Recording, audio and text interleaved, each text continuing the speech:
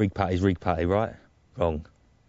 Kryston, or Kryston, whatever you want to call them, actually came up with rig putty, or tungsten putty, in the 90s, early 90s.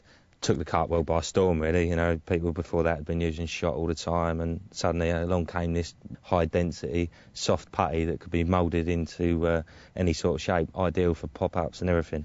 Now, in 2006, Kryston suppliers actually folded. They contacted quite a few different companies in the UK trying to source it, and they all said the same thing. Too smaller quantities, not enough profit, waste of time. Dave Chilton, the owner of Kryston Products, really believed in this product. So what he done is he approached the original company and bought the recipe off them. Now, it cost him a hell of a lot of money, and it cost him a hell of a lot of money in machinery and actually working out the best bond for it. Now, obviously, now he's making it himself. He managed to play around with it and come up with a perfect recipe. Now, this stuff's a hell of a lot more sticky. It's a lot heavier. It's actually the same weight as lead. Now, the original stuff was really hard and made it really difficult to work with, whereas this stuff, you just take a piece, pull it off, and what you want to do is just work it. And it's made up of millions and millions and millions of tiny, tiny little granules. And what you're doing there is that the friction of stretching it, it's just warming it up enough so that you can do whatever you want with it, really. Now, obviously, there's tons and tons of applications for heavy metal. I've been using fluorocarbon leaders for the last year or so, and although fluorocarbon sinks on its own, a couple of sections of this tungsten on there can only help. What you do is you get a piece like that, flatten it around your line, and just twiddle it like you're sort of winding a watch, really. And the more you twiddle it, the warmer it gets, the more it stretches.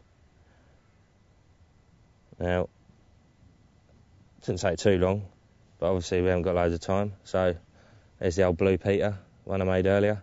As you can see, you can get it really thin. You could even get it thinner than that, to be fair.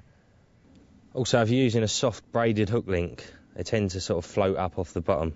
Now, what a lot of people do is they put a little blob there and a little blob there, and then all it does is floats up in the middle. So you just put one section halfway down the hook link. As you'll see, if I drop that in there, now obviously you've got to remember that this end would normally be attached to a lead, so it does float up, that's why. And you can see with that bit of putty in the middle, just keeps the whole thing down, other than that end, which would normally be attached to a lead. Another rig I've been playing around with a lot in the last year is the KD rig. Now it's a balanced setup, and what you do is when you're tying your knotless knot, you pull the hair out halfway down so it just sits out at a different angle, and you use that with a curve hook. It's a really aggressive setup. But anyway, what I'm trying to do with that setup is get the hook point to sit down like that, so it's just sort of resting on the bottom. So when the fish mouths it, the hook point's there, ready to nail them in the bottom lip. Now, obviously, with that setup, what I'd normally do is put a shot on the hair. Whereas with this putty, which I really, really like actually, I've just moulded a little bit around the hook there. And then if I drop that in the tank, it should sit lovely. Just like that, as Tommy Cooper would say. There's another little interesting application for it. Just winding it all the way down the hook link. Brings a whole new meaning to the term coated hook links. Just drop that in there, see how that sits. Lovely. So that's the heavy metal extra from Kryston. Absolutely superb stuff. It's available in green or brown or original. Now, the original's a little bit softer than these two, which just makes it a little bit easier to work with in the winter. One thing to remember about this stuff is it's 100% reusable. So a little tub of that is going to last for years.